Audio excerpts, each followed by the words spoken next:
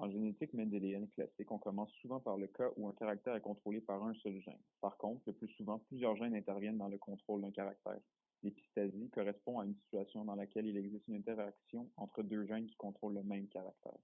Le premier type d'épistasie est l'épistasie dominante. Notre exemple porte sur la couleur des pétales d'une fleur dont l'expression est contrôlée par deux gènes. Le premier R qui code pour la formation du pigment et le gène D qui code pour le dépôt. Dans une situation d'épistasie, un des gènes est dit épistatique car c'est lui qui influence l'expression du gène hypostatique. Ici, on peut voir un carré de Punnett qui nous montre le croisement entre deux individus doublement hétérozygotes. Dans ce cas, puisqu'il s'agit d'une épistasie dominante, c'est l'allèle dominante du gène D qui empêche l'expression du gène R.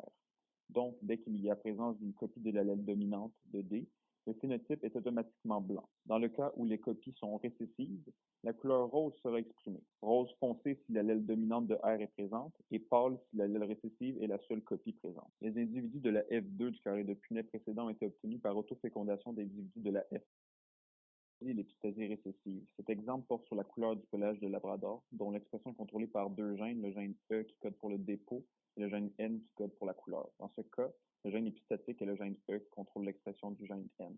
Ici aussi, on voit le croisement entre deux individus de la F1 doublement hétérozygote. Dans ce cas, puisqu'il s'agit d'une épistasie récessive, c'est l'allèle récessif qui empêche l'expression du gène de la couleur. S'il y a présence de deux allèles récessifs du gène N, le dépôt se fera normalement, mais aura pour résultat un chien de couleur brune.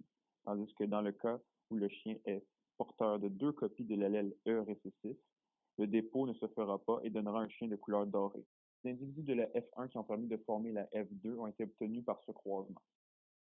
Dans le cas où il y a un effet cumulatif, l'expression de chacun des gènes est dépendant de l'autre. Donc, s'il y a un des deux qui ne fonctionne pas, le résultat final ne pourra pas être obtenu. Ici, on peut voir les ratios phénotypiques obtenus dans d'autres situations d'épistasie, le premier avec effet cumulatif et les autres sans.